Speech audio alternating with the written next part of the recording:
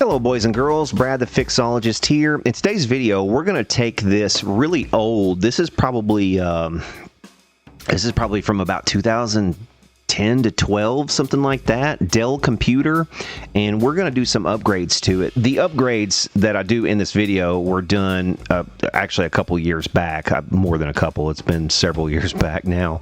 So this is an older video you're about to see, but it's still relevant for a lot of you because it's going to be instructive as to how you can take an old piece of gear, like an old laptop like this, and update it and make it work with some more modern stuff. What reminded me to publish this video is it has finally come to the point where this particular computer will not update to the latest version of Google Chrome. So it's just now gotten to the point where it's out of date.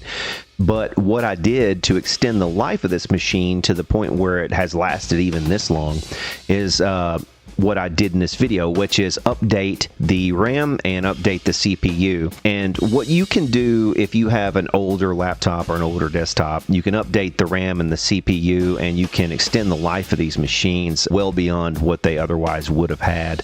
Is it going to run a lot of graphic intensive programs and stuff like that? Absolutely not. You know, that's not what this machine would be for me. But for not a lot of money, you can upgrade a stick of RAM or something, or, you know, the CPU even, and bring something like this, like I said, closer to being up to date. If you have an old machine like this, it might be worthwhile. The first thing you really want to do, though, is you want to check and make sure that your computer is going to be upgradable. So what you'll want to do is look at the specs for your machine.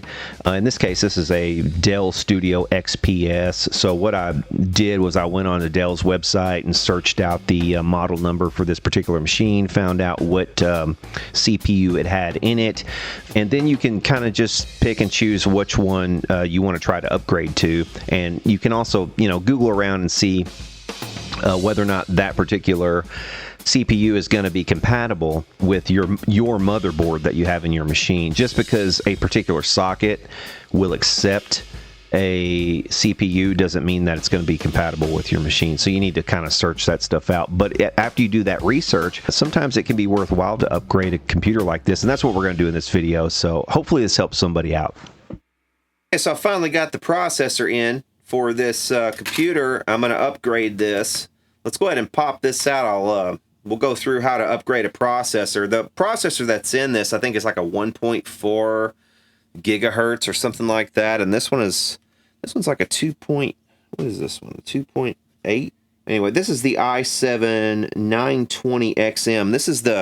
This is the next to highest clock speed of this particular socket type. The reason I got the next to highest instead of the absolute highest is because the absolute highest was kind of in higher demand and it was a lot more expensive. But this one, if you take a kind of a step back and do the second highest, you get quite a discount for this one. So that's why I went with this one instead. So let's pop this thing open and change the processor in this. We'll kind of go through how to do that. If you want to upgrade an old laptop like this, okay, we'll pop the back off this thing again. I like the way that this is constructed. For one, the brackets that hold the monitor on are very nice. They're kind of aluminum. Yeah, it just seems really sturdy. It's also pretty easy to get to. Also, this has the kind of screws that don't pop out of the backing. So you just unscrew this and this whole thing pops off and the screws just remain with it. So you don't have to chase down a bunch of screws. So it really makes upgrades and everything a lot easier. So we see here the RAM sticks. I've already upgraded those in this. 2 4 gigabyte sticks. I had a 4 and a 2 in here before, but I went ahead and ordered a pair of 4s that were matched. I probably could have just ordered the 1 and gotten away with that just fine, but I went ahead and went with matched, and also increased the speed of those at the same time. Now the processor is under here, so we have to take the whole heat sink out to get to it.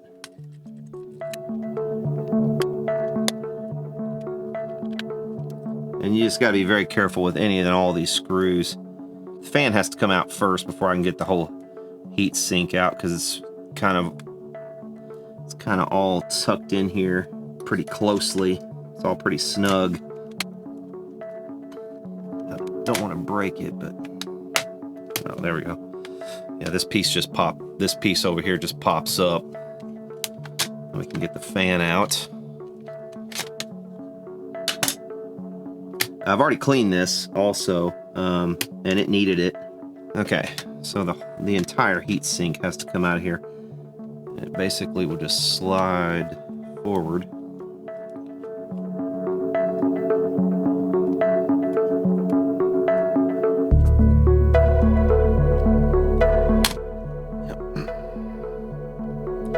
And there will be thermal paste under here. I'm gonna have to replace. I'm not sure. Okay, this one has a lot of these are different. The sockets on your processor will vary depending on what it is, what generation, what type, and everything. Looks like this one, the socket actually will just unlock here, I believe. So pretty simple. Now it should be unlocked.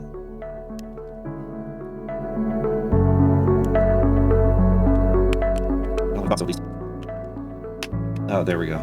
Let's go all the way over. There we go. Okay.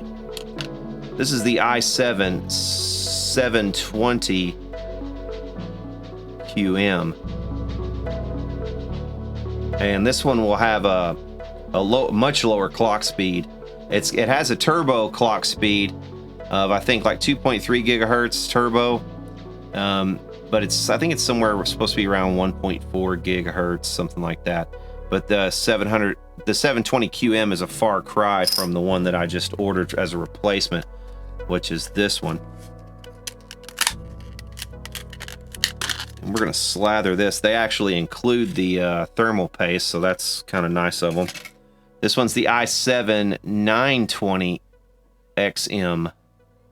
So this one has a much greater clock speed. So I'm hoping this will speed this machine up quite a bit.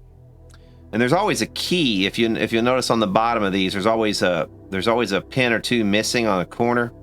Right here you see a missing pin, and you'll see a corresponding missing pin up here in this corner, so you know how this is supposed to be oriented.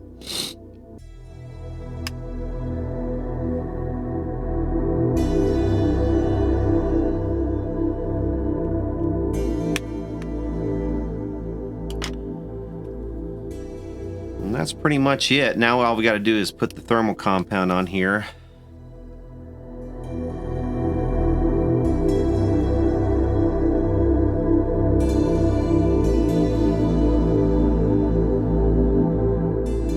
Okay. This old compound, just in case, I'm just going to go ahead and scrape it off, just so we make sure we get good coupling.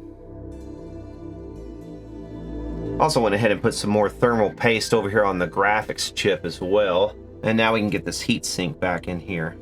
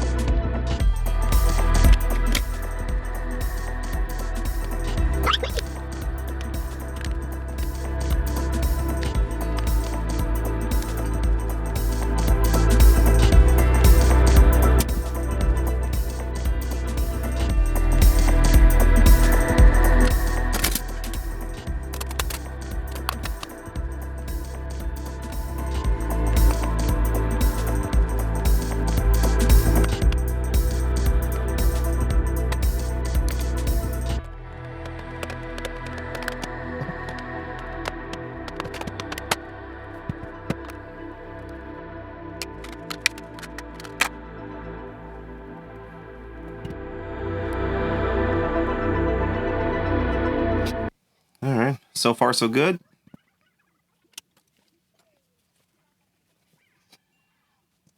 Right here it says base speed is 1.6 gigahertz, but I'm not sure why it would say that. Still listing it as a 720. I'm not sure why.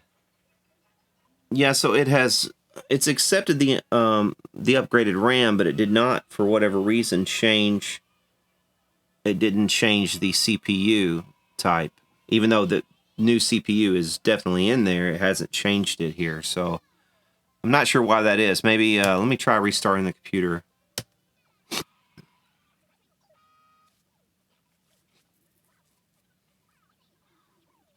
Let's also go into setup here. I want to see what's going on. I think maybe if I disable the quick boot mode, it might recognize the new. It might recognize the new processor.